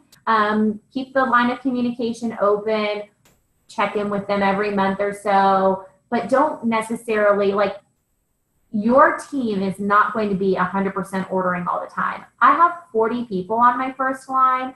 15 of them ordered more than 300 PV. So you have to keep adding to your first line, because people's lives are going to change and they're going to fall out and they're going to pick it out back up later, maybe or maybe not. But it's easier to add new people to your first line than trying to keep people engaged that don't want to be engaged. Let's see. All right, here is the last topic that I'm going to hit on before we do 30 minutes of Q&A, which we can talk about whatever topics you want at that point, and I will finish this makeup that I never put on. But the last topic I really want to talk about is what to do when things get quiet. Like you're rocking right along and you have your launch party and you maybe booked a party off of that, and then all of a sudden you wake up one day and you're like, I haven't sold anything in a while. I have no parties on my books. I'm pretty sure this is over for me. And trust me, I have woken up that way 100,000 times. Like, oh, okay, the train stops here. And I want you to understand that that is totally normal, because it makes me so sad when people are like, yeah, it's just not working out for me. Things were going well for a while, but it just dried up. And so, I just realized this wasn't for me. And I'm like, oh no, the only difference between me and you is that when that happened to me, and it did, I kept going. But you quit, and now you don't even have the opportunity for that to happen. So the only difference between me and a lot of people out there is that on those times when I thought this is dead in the water, this is not going anywhere else, I just kept going, because it was fun, and because I loved it, and because I needed it in my life. So even when I hit those walls and I woke up those days and I'm like, I literally have no parties on the books, I haven't made a sale in a couple of weeks, I haven't talked to anybody, and it feels like work, my suggestion to you would be to make 2 lists. One list is all of the things you did when you started your business that were effective. Like, okay, I was posting every day. I was messaging my friends. I was talking to people at the grocery store. And you can kind of lose your mojo. You can get tired. You can get burnt out. And so you'll realize, and then you ask yourself, when was the last time I posted in my group? When was the last time I posted something engaging in my group? When was the last time I talked to somebody about it on private message? When is the last time I talked to somebody about it at the grocery store? And you realize it's not that your business died, it's that you got a little burnt out and you weren't working it consistently. So one list is all of the things that you did when it was working, and then ask yourself, am I still doing all of those things? And if you're not, do them. And then on the other hand is a list of what do I see other people doing that works for them that I've never done? Am I And have I tried Instagram? I see people who love blogging. I see people who go live and do their makeup on their personal page. I see people who have started a Facebook business page. I've seen people create some cute little websites that attach to their Senna sites. Like, here's a list of things that I see other people doing that I haven't done. So let me figure out which of those I'm going to tackle next. The first thing is, the most important thing is staying consistent with what you've always done and get back to what your first love was and get back to your passion. Be sure that you're having fun with it. And then the next thing is okay, so I've got these things in place. This is very foundational for me. I've got a great foundation, but my network, I need to expand my network. So now I'm going to try some new things. I'm going to add the new things in and see some new things that work. So 2 lists. The lists of the things that worked for you when you started, and have a realistic conversation with yourself about, am I still doing those things like I did in the beginning? And then a second list of, these are all the things that I haven't tried that I can try. So that's like Instagram, Snapchat, Pinterest, LinkedIn, posting on your personal page, doing live videos, intentionally wowing, wearing your stripes, making sure getting a demo bag, taking your stuff around with you. Like, just make a list of things that you've never tried before and try them out. Educate yourself on them, watch some videos on them.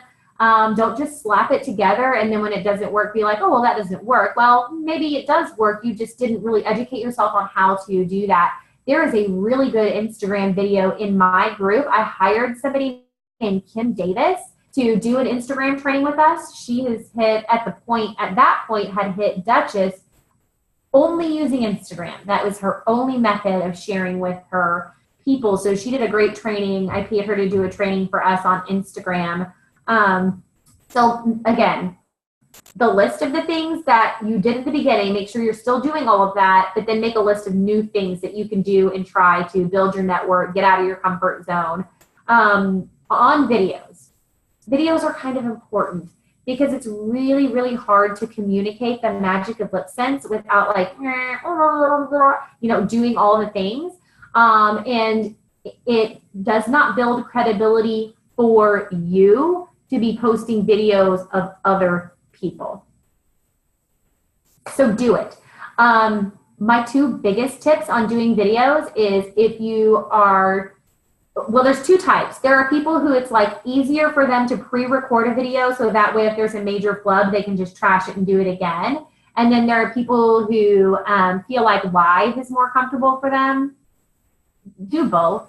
I honestly end up pre-recording a lot of my videos just because I have really crappy internet at my house and my lives tend to die on me. So I tend to pre-record for that reason. But I like lives too because I like to be able to interact with you guys. I love to be able to read your chats and your comments and respond to you in the moment. So find one that is works for you and keep 2 things in mind. And these are so, so important. The first is you do not need to be perfect. You are not a used car salesman. You are you. They are they. They are your friends. So if you knock your coffee cup over or if you say something silly and you make yourself laugh, you flub up some words, that's okay. Laugh, keep moving on. I don't post perfect videos.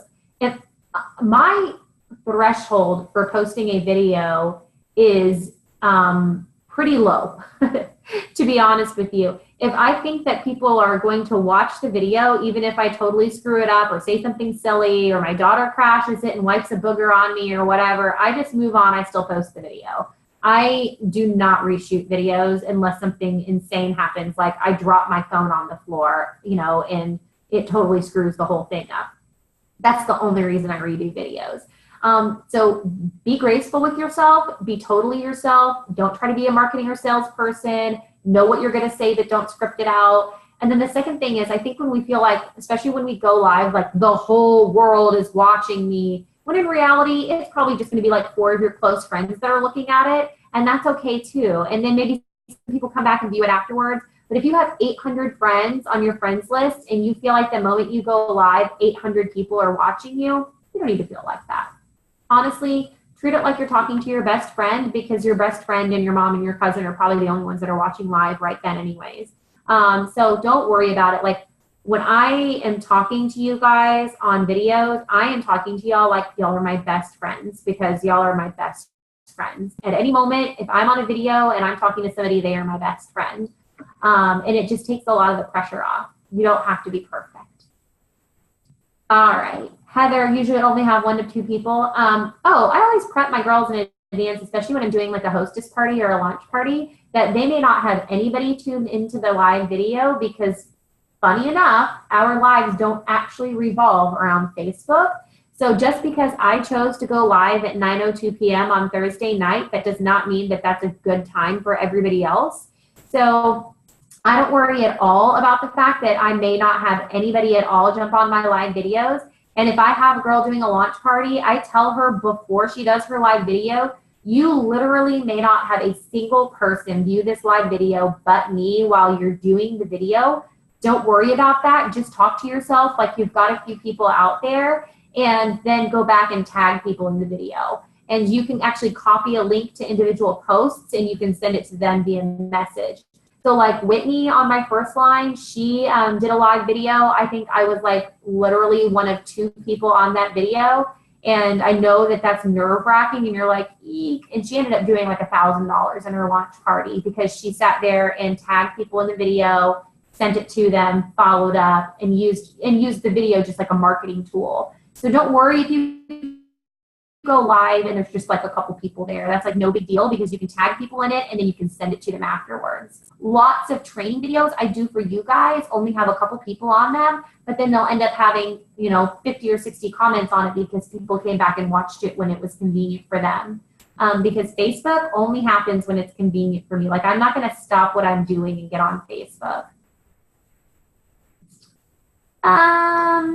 Amanda, how often should you be keeping? You know what? I'm not sure that I have found like the perfect blend on that, but I don't think my group is dead by any means, but my group is in like I'm just kind of sustaining it mode, and I maybe only post a few times a month, which I think is way too low. So what I don't want to do is be like, you should be posting twice a week, when I'm not posting twice a week, but I think I need to be posting more. And I think that posting engaging content at least a few times a week for people who like us, who have been doing this, 6 months, 8 months, a year, all that kind of stuff. Like, I think that I need to be posting more in my group, to be totally honest with you. And I think that it's probably looking like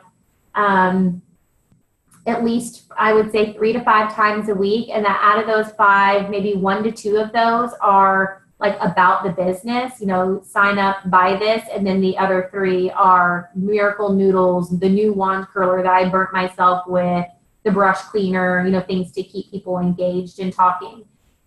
In the beginning of your business, when your excitement level is super, super high, people should be posting all the time. So if you're new and you're hearing me say posting 3 to 5 weeks, I'm talking specifically to Amanda, like we've been doing this a while together. She's on my first line. But if you are new, post out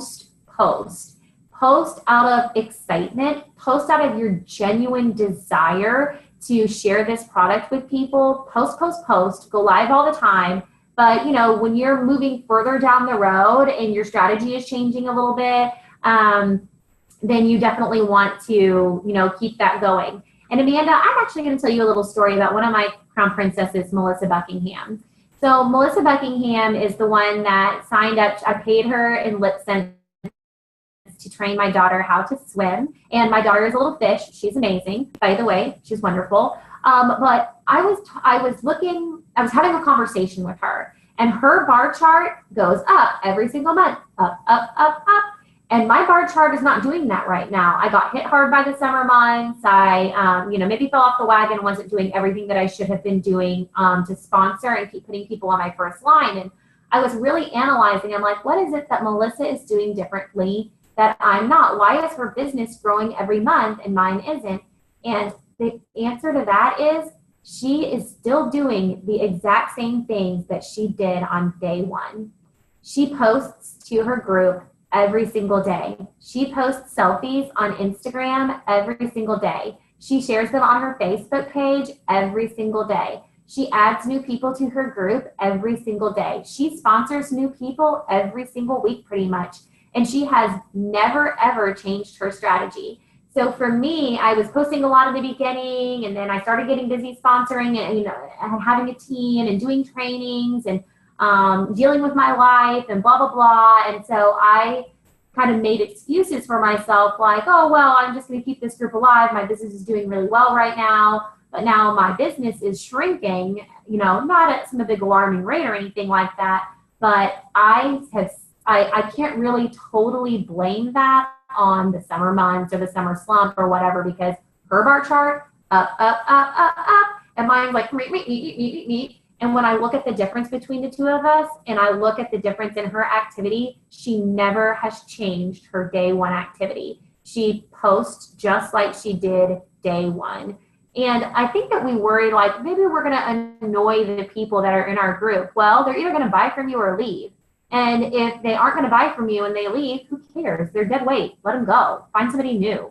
Like, that's, I think, where I actually personally was like, man, I don't want to keep bugging these people with the same content. Well, if they're bugged by it, they'll leave. That's fine. They're either going to buy the stuff or they're going to go. But you can't keep yourself from finding new customers for fear of annoying the ones who aren't buying from you anyways. Hannah, yeah, I mean, that's the thing, is you just gotta, if it worked on day one, why can't it work on day 100? So I really had a big heart-to-heart with myself the other day about my own VIP group, because it's also not duplicable. Melissa posts in her Facebook group just like she did day one. And then when she sponsors somebody and they're looking at her and they're looking at what she's doing, they mimic what she's doing. They post since day one. When I sponsor somebody right now, and they're looking at my group and I'm posting 2 or 3 times a week and they think that's going to boost their business, it's not. You can't build a business posting 2 or 3 times a week. So I'm not doing things that are duplicatable right now, and Melissa is. So I'm going to have a come to Jesus with myself about this. I'm going to make a plan. I'm going to put it in place, and I'm going to get back to day one and see my results get better, because there's, the two things is, you got to keep doing it like day one, because it's going to continue working. But if you sponsor people and you're like, well, do as I say, not as I do, that's really hard. There's a lot of distributors in my group that I kind of fear have the wrong impression of how to start their business because of how rarely I post in my own VIP group. So I'm screwing that up. I'm not doing a good job on that right now. So that's my rant on that. I suck at that. I'm sorry. And I suck, and I'm sorry that I've set a poor example for my first line, actually. All right, so we're at 12:12. We have maybe, a little over 20 minutes left. And let's do any kind of Q&A that you have. And while we're doing that, I'm going to finish up the makeup. So my favorite thing to use right now as contour is blush, because it's super blendable and waterproof. I'm going to use chocolate cherry today, and I'm going to show you how I do just a little bit of contouring. All I have on right now is my foundation, and while we talk, I'm going to do my makeup. How do you reach out to somebody that you want to approach about lipstick but you've never talked to them about it before? Do you just bring it up right away or start a different combo first? Nicole, I actually started a different combo first. Like, I have girls in my Facebook feed that I think would like it, but we haven't talked since like high school. And one thing that really annoys me is when people reach out to me and just like blind solicit me. And I know they're just like going through their contact list and copying and pasting things. I go out and look at their Facebook profile. I see how they've been doing. I look and see what's going on in their lives. Like, I just kind of refresh my memory on what's going on with them. And then I message them and I'm like, hey girl, I haven't talked to you in a long time. I saw that you've got this going on in your life. I just wanted to, let you know that I see you and see how you're doing. And that is the conversation. It may not even come up that day. I may not even, if I reach out to them and I start a conversation that way, If it comes up naturally and they ask me what I'm up to, I will say, oh, girl, I've got a lipstick empire. It's the craziest thing. I've been doing this lip since thing. It's like magic lipstick. It's so much fun. So I will have the conversation if it comes up naturally. But if it doesn't come up naturally in that first conversation, I don't just like randomly hit them with the information, or randomly be like, well, the reason I contacted you today is because I wanted to talk to you about my magic lip scents. 9 times out of 10, if you have a genuine conversation with somebody, because remember, this is relationship marketing, when you are having a genuine conversation with somebody, they are going to ask you questions that give you an obvious and natural way to introduce your business to them and to talk about it a little bit. But I personally, if I haven't spoken to somebody in a while, if they're not in my group, if they haven't expressed any interest, I'm probably not going to message them some kind of script. You know what I mean? Like I'd rather establish a relationship with them first and then have that credibility when I discuss my business with them in the lipstick empire and all that good stuff.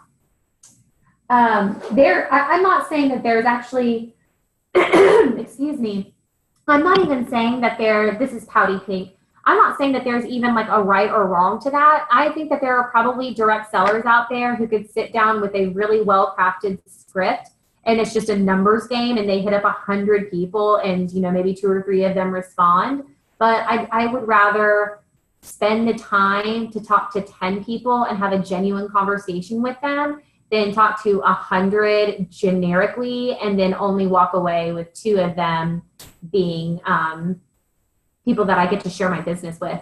The other thing is it helps with sponsoring too. So if you have a relationship with somebody, you're more likely to sponsor them and you hear less of like oh man, I was working with this girl and she signed up with somebody else. That doesn't happen to me very often because I have a relationship with most of the people that I offer the opportunity to. Even if my relationship with them was sitting at the bar, talking about our lives, talking about our kids while we were waiting for our airplanes to come.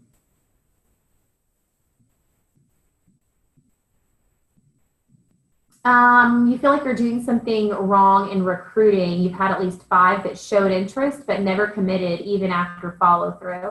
So tell me a little bit more about that conversation. So they showed interest, like was showing interest them contacting you and being like, hey girl, I'm interested in signing up. How much does it cost? Like what did that conversation look like? What gave you the inclination that they were interested?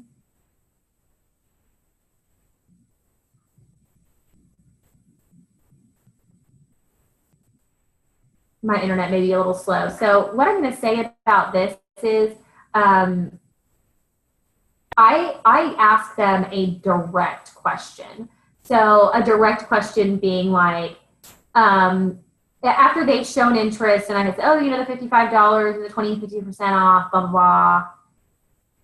Okay, okay, perfect. So they said, oh, I'm interested. And then you sent them more info. Did they just stop responding to you altogether? Or is it like, oh yeah, you know, I'll get around to it. I'll think about doing that maybe another time. So what I do in those situations is I will message them and be like, hey girl, I know you were kind of interested in doing Lipstick Empire. I'm working on my calendar for this month and I'm trying not to drive myself insane. How about we just schedule a party for you and we'll do a launch party for you. And if it goes awesome, if it doesn't go great, I'll fill the orders. And if it goes great, you can sign up and fill the orders. What date works for you? Yeah, so if you didn't respond, one always gives me excuses. So I would go back with a question for them. It depends on what the conversation has looked like before, what question is the right question. The right question may just be, hey girl, wanted to see how you're doing. I saw that you just got back from vacation. How was Cabo? You know what I mean? Like just striking up a conversation that is non-business related sometimes helps me.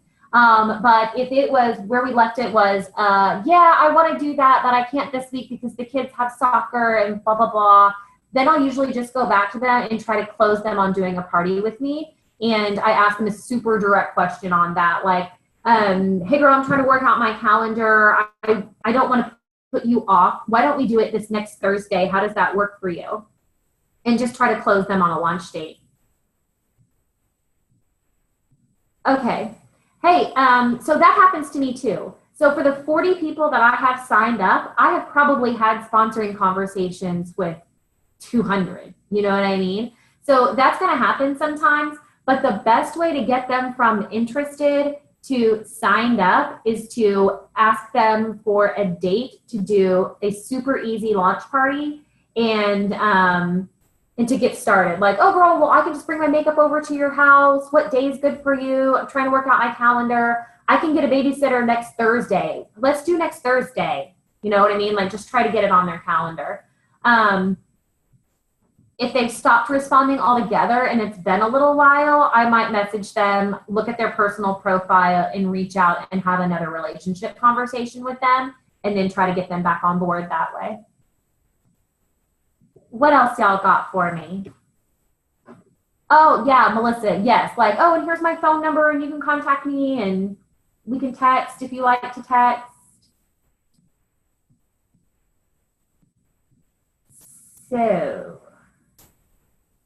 So many messages.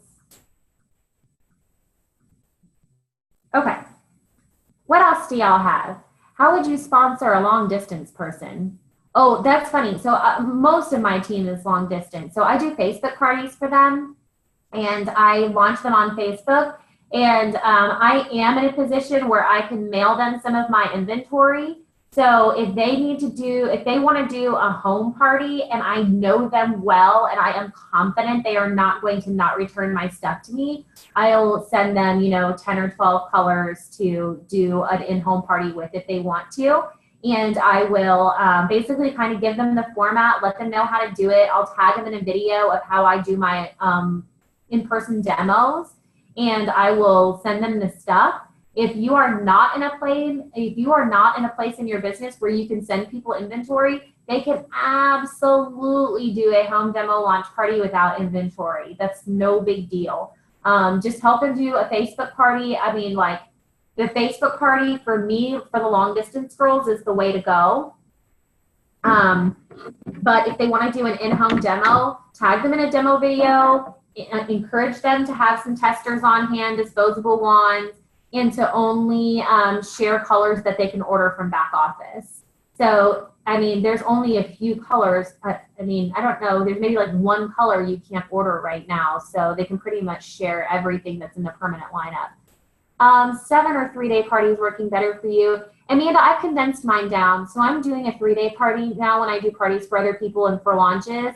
And I have not seen that they are any less effective than a 7-day party, because most of my parties are launch parties. So I do a 3-day party to get their first order together, get them signed up, and then it turns into their VIP group after that.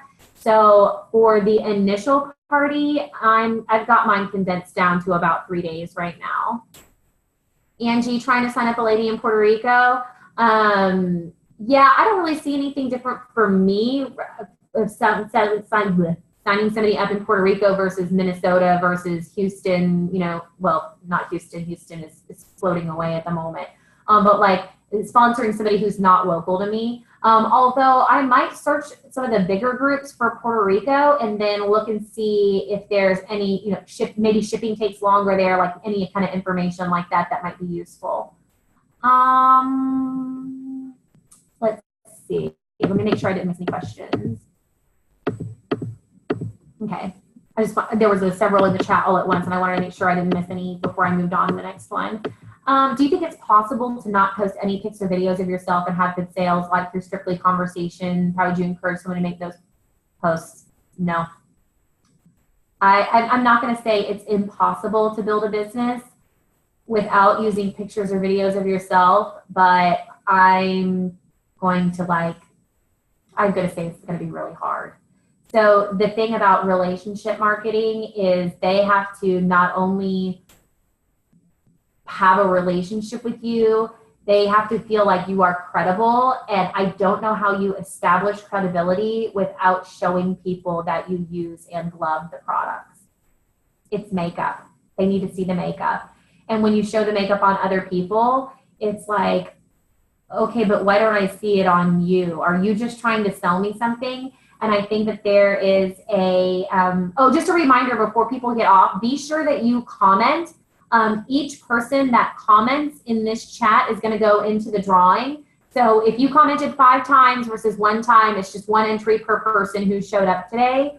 But be sure you comment on something so I, have a chance to make sure you get in the entry. But I really feel like it is so important that you do pictures and videos of yourself. And I'm not going to tell you it's impossible to build a business without it, but I really would encourage you to do it. Jody, no, I'm going to have to do the drawings afterwards. So I will, anybody who showed up today is going to go, I'm going to assign you each a number and use a randomizer to give the stuff away. And then I will share those with you. So again, I am not saying that it is impossible to build a business without sharing pictures or videos of yourself, but I'm going to say that it is so difficult to establish credibility without doing that. Jody, you need the umbrella? Awesome. Oh, I'm glad to hear that you were, excited to hear about kind of my journey. It was a long journey. And actually, I think that I have, so I was a royal at Pit Stop. I was a duchess at Leaders.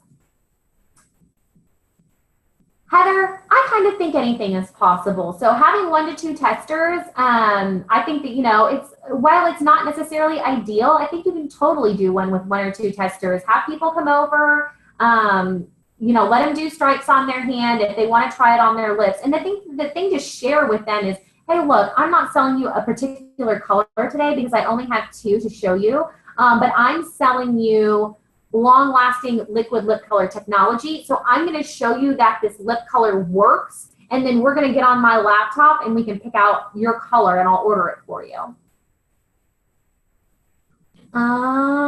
Let's see. Yep, you can totally 100% absolutely do a demo with only a couple testers. But for the person who asked about not taking pictures or videos of yourself, can you build a business that way?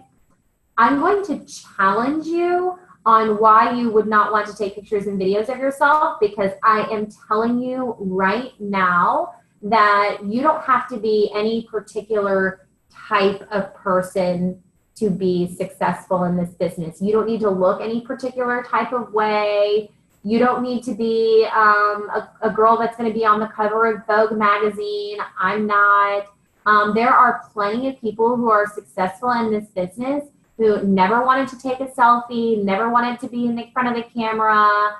I would just encourage you to just do it anyways, because I can almost guarantee you that you are beautiful, and you can learn some really neat things to do with our products that that enhance your beauty, and that will inspire people and build credibility with people, and it will help you build your business.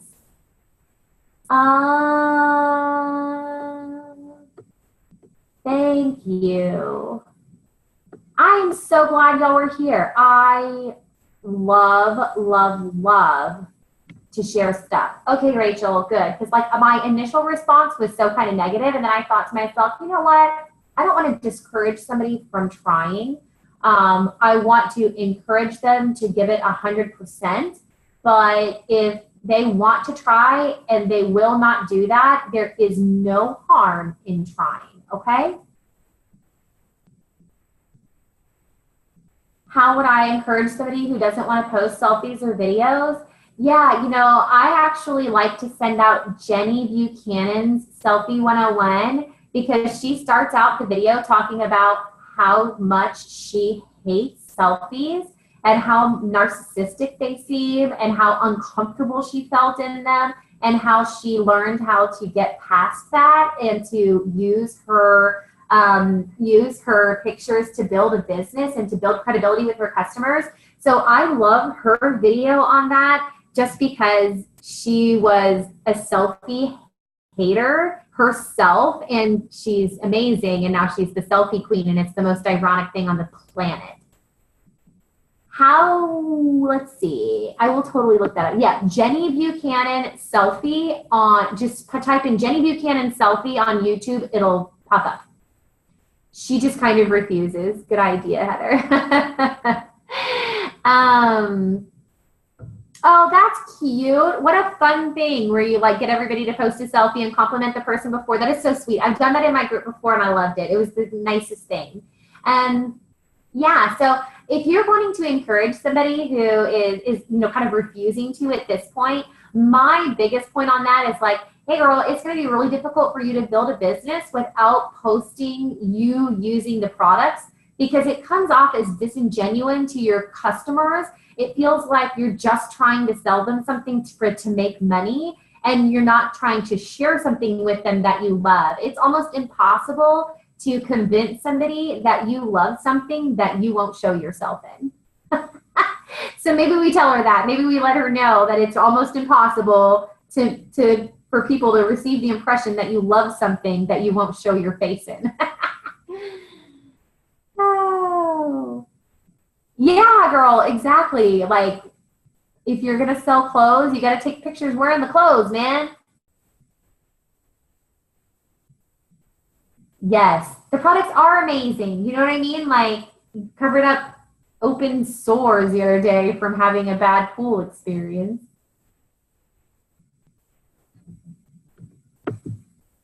All right. Oh, thanks, Heather. I'll take a look at that when I go back through this. Oh, okay. So we've reached 12:30. It's the end of our time. So I will stay on for a couple more minutes and do Q&A while I swear I'm going to finish my makeup today. This is probably all I'm going to do. I'm just going to put on lip sense and maybe a little bit of eyeshadow. You know what I do on days where I'm just like, I just need to get out of the house? I just do my foundation real quick, and I do my cheeks with a little bit of contouring, and then I do Mocha Java shimmer on my eye and call it a day. I have a hard time doing live because I get nervous in front of a camera. Any advice? I'm like, drink some wine. It's cool. Just So my advice is to just do it, because it's kind of one of those things like, you know, the first time you rode a roller coaster and you were so nervous you wanted to vomit and you just had to like force yourself get on it, and it was so super scary. And then you did it and you're like, oh, that wasn't so bad. That was fun. I'm gonna do that again, right? You have to just do it. You just got to do it. So before you're live, maybe even take a little sheet of paper and write down like a few words, a couple sentences, a couple bullet points. Don't script a live video, but have in mind what you want to say, and you can definitely have it sitting in front of you and glance down at it to keep you on track. Have a great day. Do makeup. Yes, the sun is shining. It's a lovely day. The only way to get over the fear is to just do it, my love. But you can do it, I promise. All right. I'll be around for more questions as people are signing off. Thank y'all so much for being here. I know this was a long training, and I was so sad not to get down to San Marcos this weekend. I had to tell my daughter that I wasn't going to take her to SeaWorld after I told her I was going to. And then I pawned her off on my sister so I could be alone. Awesome. Love you guys too. Y'all have a great rest of your weekend. Get your makeup on. Go talk to people about it. Your battery's dead. I feel you, Rachel. Bye, girl.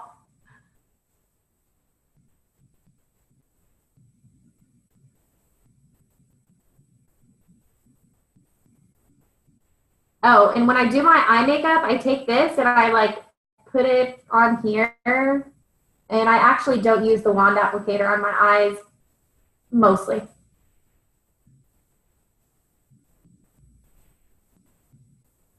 All right, and then the last thing I'm going to do is a teeny bit of highlighter. I like highlighter. I use Whisper Pink. Oh, I use Whisper Pink as my highlighter. And I do it in a few places. I do a little bit of highlighter down here to accentuate my contour. Same thing on the other side. I do a little underneath my eyes.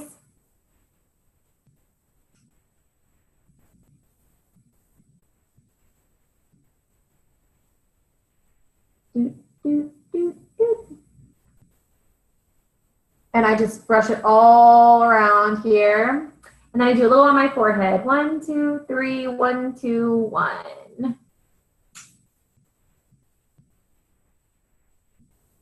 Okay.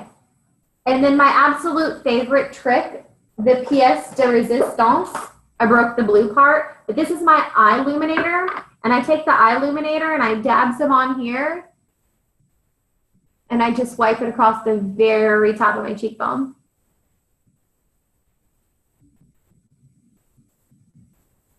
I don't have any questions in, so I am going to wrap this up for today. I will pull all the people who attended. I will do all the drawings for all of the fun gifts that I showed y'all at the beginning.